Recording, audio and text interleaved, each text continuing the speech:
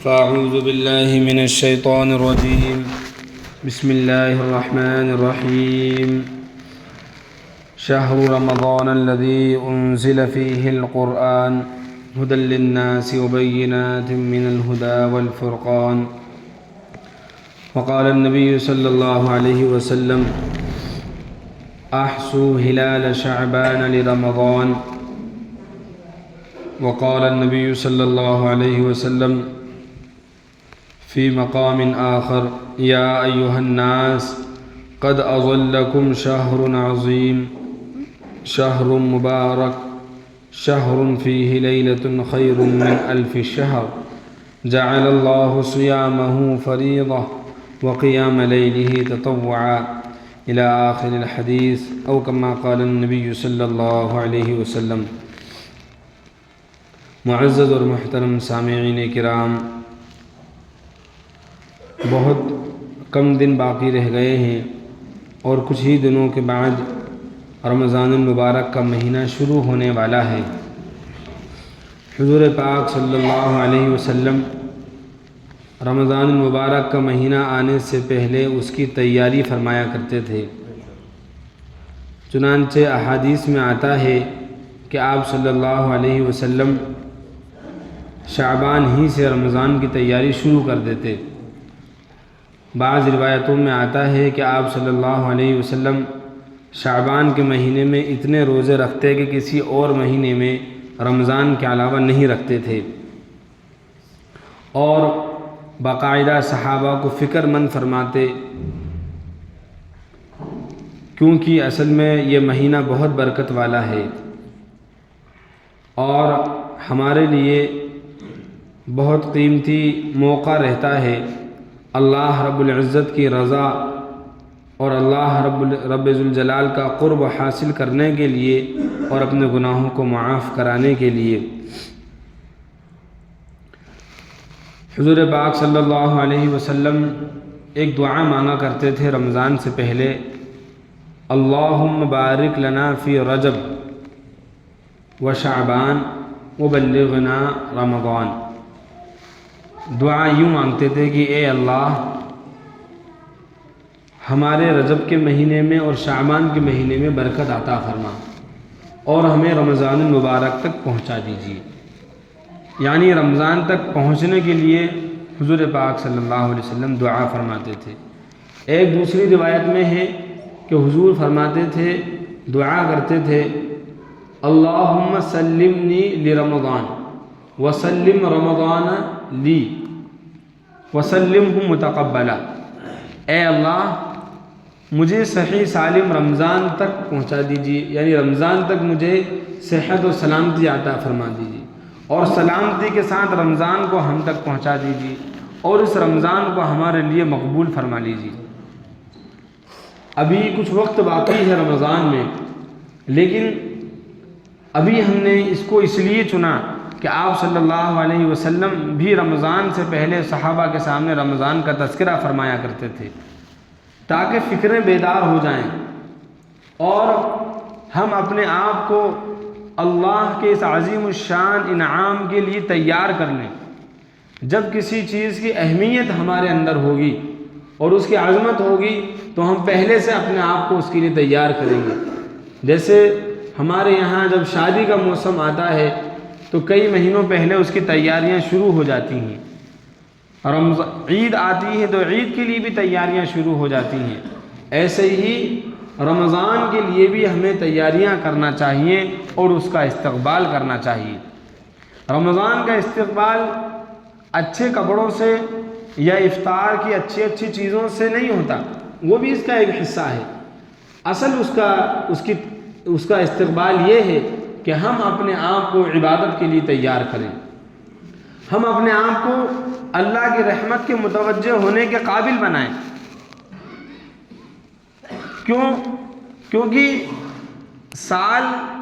اسلامی سال جب شروع ہوتا ہے تو شروع ہوتا ہے محرم الحرام کے مہینے سے اور ختم ہوتا ہے ذی الحجہ کے مہینے پر. جب مہینے کا شروع ہوتا ہے، سال کا شروع محرم، تو یہ بھی قربانی کی یاد دلاتا ہے. 10 محرم کو حضرت سیدنا ابراہیم خلیل اللہ علیہ السلام کو آگ میں ڈالا گیا اور بعد میں نواسۂ رسول حضرت حسین رضی اللہ تعالیٰ عنہ کی شہادت کا واقعہ پیش آیا۔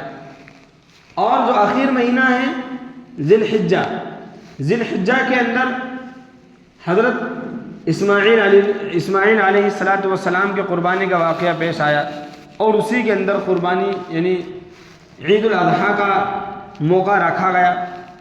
اب بیچ میں 12 مہینے میں جب آدھے آدھے کریں گے تو 2 6 ماہی اس کے بنیں گے، 6 ماہ۔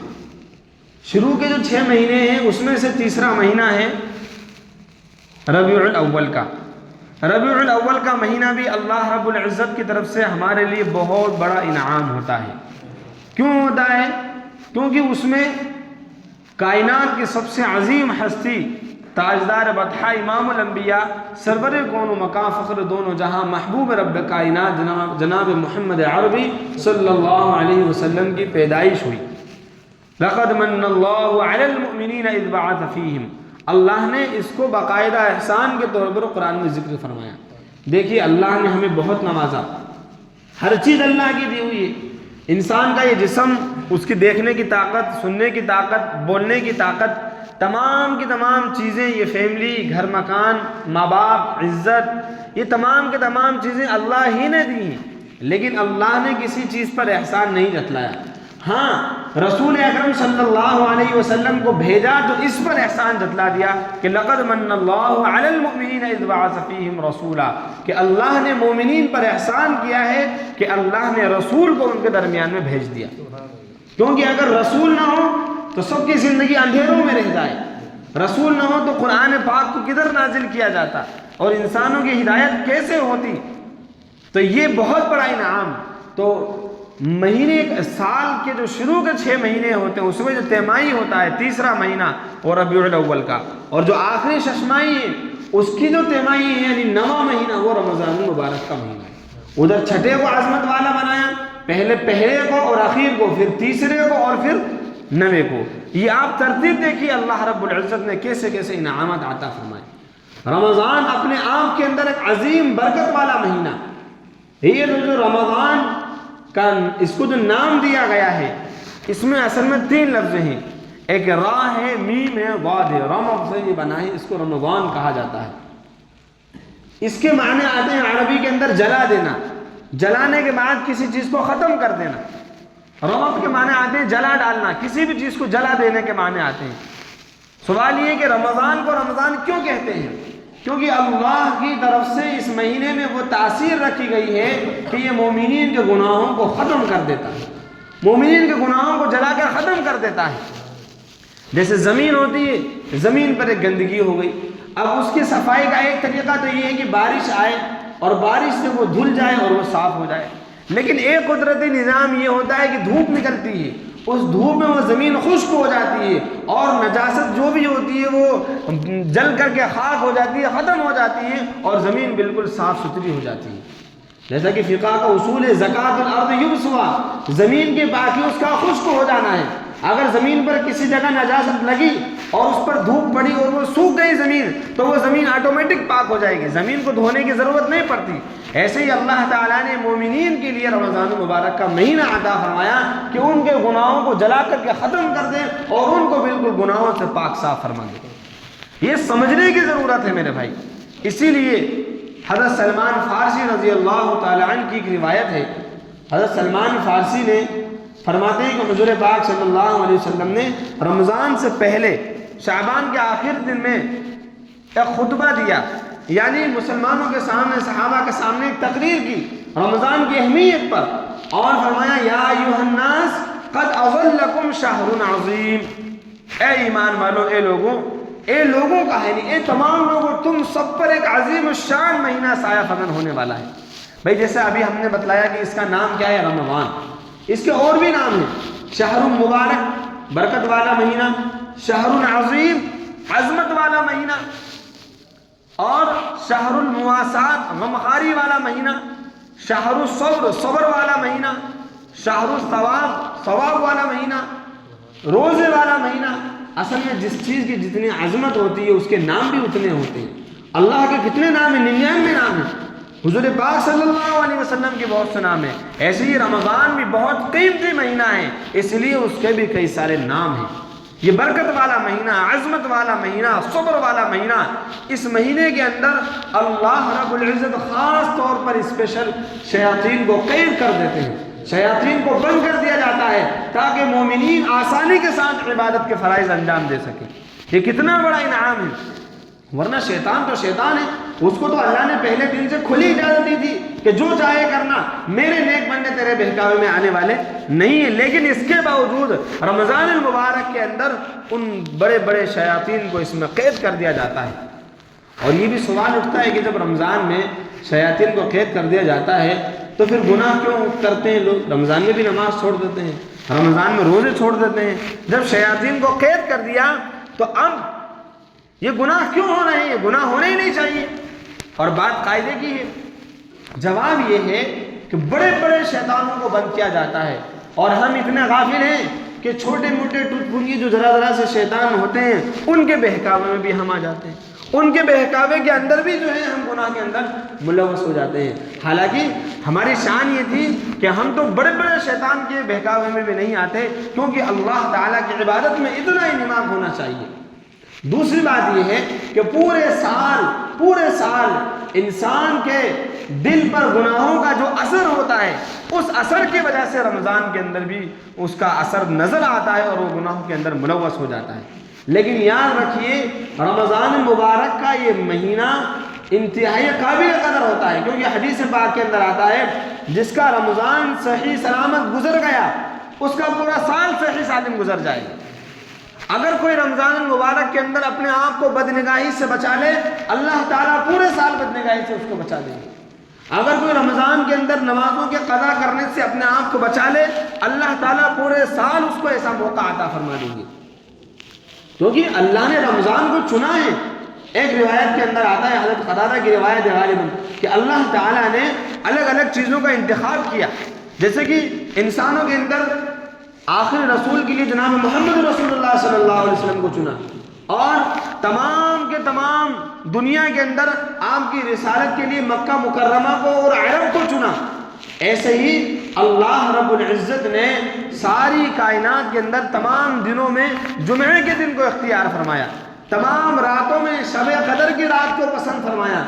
ایسے ہی تمام مہینوں کے اندر اللہ تعالیٰ نے رمضان المبارک کے مہینے کو پسند فرمایا مومنین کے لیے، تاکہ اس کے اندر زیادہ سے زیادہ عبادتیں ہوں۔ اسی لیے جس کا رمضان صحیح سالم گزر جاتا ہے اس کا پورا سال صحیح گزر جاتا ہے۔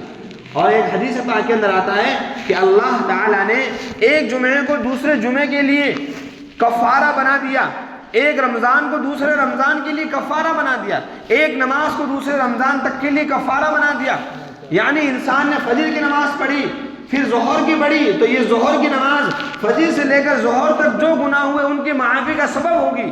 عصر کی نماز ظہر سے عصر تک کے گناہوں کے لیے، ایسے ہی ایک جمعہ ایک پچھلے جمعے سے لے کر اس جمعہ تک کے گناہوں کے لیے کفارہ ہوتا ہے، اور ایسے ہی ایک رمضان دوسرے رمضان تک کے لیے گناہوں کا کفارہ ہوتا ہے۔ یہ سب ترتیب اور یہ سب عظمتیں اس مہینے کی بتلائی گئی تاکہ مومنین اس کی قدر کر لیں۔ اسی وجہ سے میرے اور آپ کے آقا سید الانبیاء جناب محمد رسول اللہ صلی اللہ علیہ وسلم نے پہلے سے خطبہ دیا اور اس کی اہمیت بتلائی کہ قد اظلکم، ایک سایہ فگن ہونے والا ہے، یعنی بادل کے طرح تمہارے اوپر چھا جانے والا ہے ایک ایسا مہینہ۔ قد اظلکم شہر عظیم، خود نبی نے شہر عظیم کہا۔ جب بڑے لوگ کسی چیز کو بڑا کہہ دیں تو یقیناً وہ بڑی ہو جاتی ہے، یقیناً وہ بڑی ہوتی ہے۔ اور پھر اسی مہینے کو اللہ تعالیٰ نے قرآن پاک کے نزول کے لیے چنا، منتخب فرمایا کہ اللہ نے اسی مہینے کے اندر قرآن پاک کو لوح محفوظ سے آسمان دنیا پر نازل کیا۔ اس لیے عزیزان ملت، فضائل تو بہت سارے ہیں، اصل یہ ہے کہ ہم اپنے آپ کو رمضان مبارک کے لیے تیار کریں۔ کیسے تیار کریں؟ ابھی سے نیکیوں کا ماحول بنائیں۔ یہ نیکیوں کا موسم بہار ہوتا ہے، عبادتوں کا سیزن ہوتا ہے۔ جیسے ایک تاجر ہوتا ہے، تاجر سیزن کی تلاش میں رہتا ہے، سیزن کی تلاش میں رہتا ہے. کپڑا بیچنے والا ہے، اس کو شادیوں کا سیزن بہت بڑا سیزن ہوتا ہے، اور اسی طریقے سے یہ عید کا سیزن، تہواروں کا جو موسم آتا ہے وہ اس کے لیے ایک سیزن ہوتا ہے، اس میں وہ رات دن محنت کرتا ہے. ہر انسان کا موسم آتا ہے. ابھی کسانوں کا موسم آیا ہوا ہے، ان کا سیزن ہے. کسان ہر چیز کو چھوڑ کر کے اپنی فصل پر توجہ دے گا. ہر ایک کا ایک موسم ہوتا ہے. ایسے ہی اللہ تعالیٰ نے مومنین کے لیے نیکیوں کی خاطر رمضان المبارک کو نیکیوں کا موسم بنایا. لہذا اپنے آپ کو گناہوں سے پاک صاف کریں، اپنے آپ کے گناہوں سے اللہ سے توبہ اور استغفار کریں، اللہ سے معافی مانگیں، اور اس مہینے کے ایک ایک لمحے کی قدر کریں. اصل تو یہ ہے کہ قدر میں باقاعدہ ہمارا ایک شیڈول ہونا چاہیے. جیسے کہ اللہ والے رمضان المبارک کے اندر پورا ایک خاکہ بنا لیا کرتے تھے، ایک نظام الاوقات بنا لیا کرتے تھے. میں نے فلانا وقت تلاوت کے لیے، اتنا وقت نمازوں کے لیے، اتنا وقت کاروبار کے لیے، اور اتنا وقت میرا اپنے بیوی بچوں کے لیے، اور اتنا وقت اللہ رب العالمین کی عبادت کے لیے. اس مہینے سے یہ بھی سمجھ میں آتا ہے، حضرت مولانا پیر ذوالفقار صاحب نقشبندی دامت برکاتہم العالیہ فرماتے ہیں، بلکہ حضرت مولانا مفتی تقی عثمانی صاحب دامت برکاتہم العالیہ، کہ کبھی کبھی سوال ہوتا ہے کہ اللہ انسان کو کیوں پیدا کرتا ہے. ہر انسان پہلے بچہ ہوتا ہے، پھر بڑا ہوتا ہے، جوان ہوتا ہے، بوڑھا ہوتا ہے، مرتا ہے. سب کے ساتھ یہ لگا ہوا ہے. انسان پیدا ہوا، بچہ، پھر جوان، اور بڑا، پھر بوڑھا، اور پھر ختم. جب ہر ایک کو یہی چیز ہے، ہر ایک کے ساتھ کہ اس کو پیدا ہونا ہے، بچہ بننا ہے، جوان ہونا ہے، اور بڑا ہونا ہے، بڑھاپے کے بعد ختم ہو جانا ہے، تو پھر اللہ ان کو پیدا کیوں کر رہا ہے؟ اللہ تعالیٰ نے اس کو بالکل صاف ستھرے الفاظ میں کلیئر کیا کہ کوئی شک اور شبہ باقی نہیں رہے. وَمَا خَلَقْتُ الْجِنَّ وَالْإِنسَ إِلَّا لِيَعْبُدُونَ، کہ ہم نے انسان کو اور جنات کو محض یعنی صرف اور صرف اپنی عبادت کے لیے پیدا فرمایا. اللہ نے انسان کو پیدا ہی اس لیے فرمایا. اچھا، اس میں بھی سوال پیدا ہوتا ہے کہ انسانوں کو اللہ نے اپنی عبادت کے لیے پیدا فرمایا، تو پہلا سوال تو یہ کہ پھر فرشتوں کو کیوں پیدا فرمایا؟ فرشتے بھی تو اللہ کی عبادت کرتے ہیں. بے شک فرشتے اللہ کی عبادت کرتے ہیں، اور بہت پہلے سے کرتے ہیں. اور یہی وجہ تھی کہ جب اللہ نے فرشتوں کے سامنے اس کا اظہار فرمایا کہ میں ایک مخلوق پیدا کرنے والا ہوں، زمین کے اندر انسان بنانے والا ہوں، تو فرشتوں نے یہ سوال کیا تھا کہ اے اللہ کیوں آپ پیدا فرما رہے ہیں جبکہ نحن نسبح بحمدک ونقدس لک، ہم آپ کی تعریف بھی بیان کرتے ہیں، ہم آپ کی تسبیح بھی بیان کرتے ہیں، پاکی بیان کرتے ہیں، پھر آپ کیوں پیدا فرما رہے ہیں؟ اللہ نے فرمایا تھا جو میں جانتا ہوں وہ تم نہیں جانتے. یعنی انسان کو بھی اپنی عبادت کے لیے پیدا فرمایا، لیکن ایک فرق ہے، فرشتے صرف اور صرف عبادت کے لیے، ان کے اندر گناہوں کا مادہ نہیں، کھانے پینے کا مادہ نہیں، ان کو کھانے کی ضرورت بھی نہیں لگتی، ان کو بھوک پیاس نہیں لگتی، ان کی رشتہ داریاں نہیں ہوتی، ان کا کاروبار نہیں ہوتا، ان کو کسی چیز کی ضرورت نہیں. جیسے کسی مشین کو کسی خاص مقصد کے لیے ایجاد کیا جاتا ہے اور اس سے صرف وہی کام لیا جاتا ہے، ایسے ہی فرشتوں کو صرف اور صرف عبادت کے لیے بنایا گیا. انسانوں کو بھی بنایا گیا عبادت کے لیے، لیکن ان کے ساتھ ساتھ دنیاوی معاملات بھی لگے ہوئے ہیں، کاروبار بھی لگا ہوا ہے، اس کو اپنا پیٹ بھی پالنا ہے، بیوی بچوں کا بھی خیال رکھنا ہے، رزق حلال بھی کمانا ہے. تمام کے تمام کاموں کو انجام دیتے ہوئے اللہ رب العالمین کی عبادت کا فریضہ انجام دینا ہے. اور یہ مہینہ ہمیں اسی کی یاد دلاتا ہے. عزیزان ملت، تو حضور نے ارشاد فرمایا، رمضان سے پہلے خطبہ دیا اور اس میں ارشاد فرمایا اے لوگوں تم پر ایک مہینہ سایہ فگن ہونے والا ہے. کیسا مہینہ ہے وہ؟ شہر عظیم، بہت عظمت والا مہینہ، شہر مبارک، برکت والا مہینہ، شہر فیہ لیلۃ خیر من الف شہر، ایک ایسا مہینہ جس کے اندر شب قدر آنے والی ہے، اور وہ شب قدر ایسی کہ تمام راتوں میں سب سے افضل، اور ایسی رات کے 1000 مہینوں سے اکیلی رات افضل ہے. اور ایسا مہینہ کہ اس مہینے کے اندر اللہ رب العزت نیکیوں کے ثواب میں اضافہ فرما دیتے ہیں، نیکیوں کا ثواب بڑھا دیا جاتا ہے، نفل کا ثواب فرض کے برابر کر دیا جاتا ہے، اور فرض کا ثواب اور آگے بڑھا دیا جاتا ہے، یعنی 70 فرائض کے برابر کر دیا جاتا ہے. اور اس میں چھوٹی چھوٹی چیزوں پر بڑا بڑا اجر دیا جاتا ہے. فرمایا من فطر فیہ صائما، کہ جو اگر کسی ایک روزے دار کو افطار کرا دیتا ہے، اللہ رب العزت اس کو اس روزے دار کو جو ثواب ملا ہے اتنا ہی ثواب اس کو بھی عطا فرمائیں گے، اور اس کے ثواب میں کوئی کمی نہیں ہوگی. اچھا، صحابہ کے حالات تو آپ نے بھی پڑھے ہوئے ہیں، خاص طور سے ابتدائی دور میں تو سوال کیا صحابہ نے کہ یا رسول اللہ لیس کلنا ما نجد ما نفطر به صائما، کیا ہم میں سے ہر کوئی تو اتنی چیز نہیں پاتا کہ کسی کو روزہ افطار کرائے، یہاں تو خود ہمارے پیٹ نہیں بھر پاتے، اور حالات ایسے ہی تھے، پانی سے گزارا کیا کرتے تھے، کھجوروں پر گزارا کیا کرتے تھے، لیکن اللہ کی ناشکری نہیں کرتے تھے۔ آج ہمارے سامنے نعمتوں کے انبار لگے ہوئے ہیں، کوئی انسان بھوکا نہیں سوتا، کوئی بھوکا نہیں رہتا، ہر ایک کے پاس طرح طرح کے لباس، طرح طرح کی کھانے پینے کی چیزیں، لیکن اللہ ہمیں معاف فرمائے بہت ناقدری کرتے ہیں۔ اور میں اس بات کو باقاعدہ اس کو توجہ دلا کر آپ سے کہنا چاہتا ہوں کہ خاص طور پر ہم اللہ کی عبادتوں کی ناقدری تو کرتے ہی ہیں، لیکن شادیوں کے موقع پر بے پناہ ناقدری کرتے ہیں۔ اتنا کھانا ضائع ہوتا ہے، اتنا کھانا ضائع ہوتا ہے کہ اگر اس کو پورے کو سمیٹا جائے، اس کا حساب و کتاب لگایا جائے تو کئی سے لوگ کئی دنوں تک اس کو وہ کھانا کھا سکتے ہیں اتنے بجٹ سے۔ یہ سب ناقدری ہے۔ بہرحال تو حضور پاک صلی اللہ علیہ وسلم کے صحابہ نے عرض کیا کہ ہمارے پاس تو اتنا سب کچھ نہیں ہوتا کہ ہم روزے دار کو افطار کرائیں، خود اپنا بھی انتظام کریں۔ حضور پاک صلی اللہ علیہ وسلم نے فرمایا کہ روزے دار کو افطار کرانے کے لیے اور اس کا ثواب حاصل کرنے کے لیے بہت کچھ کرنے کی ضرورت نہیں ہے، پانی کا ایک گھونٹ پلا دیں، لسی کا ایک گھونٹ اگر آپ پلا دیں گے، ایک کھجور پر بھی اگر افطار کرا دیں گے، اللہ تعالیٰ وہی ثواب عطا فرمائیں گے جو اس روزے دار کو ملا تھا۔ اللہ تعالیٰ بہانے ڈھونڈتے ہیں اور چھوٹی چھوٹی باتوں پر بڑا بڑا اجر و ثواب عطا فرماتے ہیں۔ تو جیسے نبی پاک صلی اللہ علیہ وسلم نے صحابہ کے سامنے خطبہ دے کر ان کو تیار کیا تھا، عزیزان ملت ہمیں بھی اپنے آپ کو رمضان المبارک کے لیے تیار کرنا ہے، اپنے آپ کو سنوارنا ہے، اللہ کی بخشش کے لیے، رحمت کے لیے، جہنم سے آزادی کے لیے اپنے آپ کو سنوارنا ہے اور اپنا نظام الاوقات بنانا ہے، دل کی بھی صفائی کرنا ہے، ظاہر کی بھی صفائی کرنا ہے، باطن کی بھی صفائی کرنا ہے، روح بھی صاف ہو اور ہمارا بدن بھی صاف ہو، جس پر اللہ کی رحمتیں اور برکتیں متوجہ ہو جائیں۔ غفلت کا یہ حال ہوتا ہے کہ رمضان آ بھی جاتا ہے، رمضان چلا بھی جاتا ہے اور ہمیں کوئی احساس تک بھی نہیں ہوتا، ہم جیسے پہلے ہوتے ہیں اسی طریقے سے بعد میں ہو جاتے ہیں۔ حالانکہ دنیوی معاملہ ہوتا ہے تو سیزن کے لیے ہم بہت زیادہ طریقے سے تیار ہو جاتے ہیں۔ عزیزان ملت، اسی وجہ سے سرکار مدینہ محمد رسول اللہ صلی اللہ علیہ وسلم اس مہینے میں زیادہ تر روزے رکھا کرتے تھے۔ کون سے مہینے میں؟ شعبان کے مہینے میں۔ کیوں روزے رکھا کرتے تھے؟ تاکہ ایک موسم بن جائے، جسم کا ایک بیلنس بن جائے کہ وہ آسانی سے رمضان المبارک کے روزے رکھ سکے۔ ایسا نہیں کہ پہلا روزہ رکھا تو بیمار پڑ گیا یا زیادہ کمزوری آ گئی، اس لیے اس مہینے میں روزے رکھا کرتے تھے۔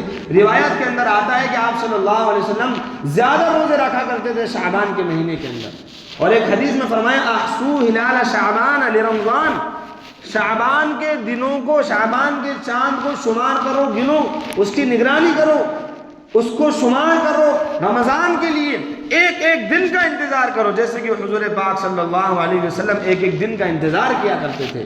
غفلت والی زندگی تو بہت ہو گئی عزیزوں بزرگوں دوستوں، آج سب ہی غفلت میں ہیں، ہم سب غفلت کے اندر، پوری امت مسلمہ غفلت میں ہے، اور سب سے بڑی غفلت یہ ہے کہ ہم اللہ سے غافل ہو گئے، اللہ سے غافل ہو گئے، جس کا نتیجہ یہ ہے کہ ہماری آنے والی نسل بھی اللہ سے غافل ہے، اس کو اللہ کی عظمت اور اس کی بلندی کا اندازہ ہی نہیں ہے، اللہ کی طاقت اور اس کی قدرت کا اندازہ نہیں ہے، اور جس کی وجہ سے وہ شرک میں مبتلا ہو رہے ہیں، کوئی گناہوں میں مبتلا ہو رہے ہیں، ذرا ذرا سے لالچ پر، چھوٹے چھوٹے سے معمولی سے لالچ پر ایمان کا سودا کیا جا رہا ہے، ایمان کا سودا کیا جا رہا ہے، یہ حقیقت بات ہے۔ ایک طرف گناہوں کا بہت بڑا بوجھ ہوتا ہے اور دوسری طرف معمولی سا نفع ہوتا ہے، اس معمولی سے نفع کے خاطر اس بڑے سے گناہ کے بوجھ کے لیے انسان اور مومن تیار ہو جاتا ہے، اس وجہ سے کہ اس کے پاس ایمان کی قدر نہیں اور وہ غفلت کے اندر اپنی زندگی کو گزار رہا ہے۔ آج ہم سب غفلت کے اندر ہیں، اس لیے اس غفلت کو ختم کرنا ہے، بیداری پیدا کرنا ہے۔ سب سے پہلے ہمیں اللہ کے لیے بیدار ہونا ہے، اللہ کے لیے بیدار ہو گئے تو اللہ تعالیٰ ساری کائنات کے لیے ہمیں بیدار فرما دیں گے۔ تو ہم عرض کر رہے تھے کہ یہ جو مہینہ آنے والا ہے، جس کے بارے میں نبی پاک صلی اللہ علیہ وسلم نے پہلے سے صحابہ کو خبردار کیا، ہوشیار کیا، سمجھایا، اسی مہینے کے بارے میں فرمایا کہ یہ مہینہ شہر الصبر ہے، شہر المواسات ہے، غمخواری کا مہینہ ہے، ایک دوسرے کے دکھ درد میں غم میں شریک ہونے کا مہینہ ہے، صبر کا مہینہ ہے۔ صبر کا مطلب جمنے کا مہینہ ہے، عبادتوں پر جمنے کا، گناہوں سے رکنے کا۔ یہ انسان کا دل ہے، جب مستقل اس پر گناہ ہوتے ہیں تو اس میں سیاہ نقطے لگتے رہتے ہیں، اور یہ انسان دھیرے دھیرے آہستہ آہستہ اس کا دل پورا کالا ہو جاتا ہے۔ اور اگر یہ توبہ کرتا رہتا ہے، استغفار کرتا ہے، اللہ سے اپنے گناہوں کی معافی طلب کرتا رہتا ہے، تو وہ گناہوں کا میل کچیل صاف ہوتا رہتا ہے۔ اور اگر گناہوں سے توبہ اور استغفار نہیں کرتا تو یہ زنگ، یہ میل اور ان گناہوں کا اثر بڑھتا چلا جاتا ہے، بڑھتا چلا جاتا ہے، اتنا بڑھ جاتا ہے کہ پھر اس کو خیر کی توفیق نہیں ہوتی۔ اسی کو اللہ تعالیٰ نے قرآن پاک کے اندر ارشاد فرمایا، کلا بل ران علی قلوبہم ما کانوا یکسبون، ہرگز نہیں بلکہ ان کے دلوں پر زنگ لگ گیا ہے، زنگ لگ جاتا ہے۔ اور جب وہ زنگ لگتا ہے اور انسان توبہ نہیں کرتا تو پھر رمضان ہو چاہے جمعہ کا دن ہو، وہ غافل ہی رہتا ہے، وہ غفلت میں ہی رہتا ہے۔ جیسے کہ ایک روایت کے اندر آتا ہے کہ اگر کوئی شخص بغیر کسی عذر کے تین جمعوں کو چھوڑ دے، بغیر کسی عذر کے لگاتار اگر کوئی شخص 3 جمعوں کو چھوڑ دیتا ہے، اللہ تعالیٰ اس کے دل پر مہر لگا دیتے ہیں، اب اس کو خیر کی توفیق نہیں ہوتی۔ ایسے ہی عام زندگی کے اندر جب گناہ ہوتے ہیں، گناہ ہر طریقے کا گناہ رائج ہے، شہوت کا گناہ، نگاہوں کا گناہ، زبان کا گناہ، جھوٹ بولنے کا گناہ، چغل خوری کا گناہ، یہ تمام گناہوں کا مجموعہ پایا جاتا ہے۔ اس لیے ان تمام گناہوں سے توبہ اور استغفار کر کے اپنے دل کو نورانیت اور نور کے قابل بنا کر کے ہمیں اپنے آپ کو رمضان المبارک کے لیے تیار کرنا ہے۔ ہم نے اس معاملے میں سوچا اور بہت سوچا کہ اس کے بعد بھی ایک مہینہ آنے والا، ایک جمعہ آنے والا ہے، ہم چاہتے تو آج کا جو عنوان ہے استقبال رمضان کا، اس کو اگلے جمعے پر بھی لے سکتے تھے، لیکن بہت سوچنے کے بعد ہم نے اس عنوان کا انتخاب آج کے جمعے کے لیے کیا تاکہ ہم ابھی سے تیار ہو جائیں۔ جب حضور پاک صلی اللہ علیہ وسلم اس مہینے کا اہتمام فرما رہے ہیں، جگہ جگہ جلسے ہوتے ہیں استقبال رمضان کے، لیکن ان سے استقبال رمضان نہیں ہوتا، استقبال رمضان ہوتا ہے اپنے آپ سے، اپنے آپ کو تیار کرنے کے لیے، کیونکہ اس مہینے کی سب سے عظیم عبادت ہے روزہ، سب سے بڑی عبادت ہے روزہ، کیونکہ روزے کا ثواب اللہ رب العزت خود اپنی طرف سے اور بذات خود بندے کو عطا فرمائیں گے۔ اور عام امت اور امت کا اکثر طبقہ اس مہینے میں روزے سے غافل رہتا ہے، روزے سے غافل رہتا ہے، معمولی سے بہانے پر۔ حالانکہ اب نہ تو اتنا موسم بھی گرم نہیں ہے، اتنے بڑے بڑے دن بھی نہیں ہیں، اور اتنی آسانیاں بھی ہو گئی ہیں انسانوں کے لیے، اس کے باوجود اس لیے ہم نے آج اس عنوان کو چنا ہے کہ ہم اپنے آپ کو تیار کریں، ایک دن 2 دن چھوڑ کر کے روزے رکھیں، نمازوں کی پابندی کریں، اور اپنا ایک چارٹ بنا لیں کہ پورے رمضان کے اندر کوئی نماز قضا نہ ہو، پورے رمضان کے اندر روزانہ فجر کے بعد قرآن شریف کی تلاوت ہو، سورہ یاسین کی تلاوت ہو، ہر جمعے کو سورہ کہف کی تلاوت ہو، ہر جمعے کو کئی ہزار دفعہ حضور پاک صلی اللہ علیہ وسلم پر درود پاک پڑھا جائے۔ یہ سب ہمارے دل کو نورانی بنانے کے نسخے ہیں، اور اپنے مال کا حساب لگا کر کے زکوٰۃ کی ادائیگی کا اہتمام کیا جائے، اور بھی بہت ساری چیزیں ہیں۔ عزیزان ملت، جتنی اہم چیز ہوتی ہے اس کی تیاری بھی اتنی زیادہ ہوتی ہے۔ اگر ہم شادی کے لیے تیاریاں کرتے ہیں، اپنے کاروبار کے لیے تیاریاں کرتے ہیں، تو ضروری ہے کہ ہم اس آنے والے مبارک مہینے رمضان المبارک کے لیے بھی تیاریاں کریں، اور اپنے آپ کو ابھی سے جو ہے عبادت کے موسم کے اندر لگائیں۔ اللہ رب العزت ہم سب کو کہنے سننے سے زیادہ عمل کرنے کی توفیق عطا فرمائے، اور ہم سب کو رمضان المبارک کی تیاریاں کرنے کی توفیق عطا فرمائے۔ آمین وآخر دعوانا الحمدللہ رب العالمین۔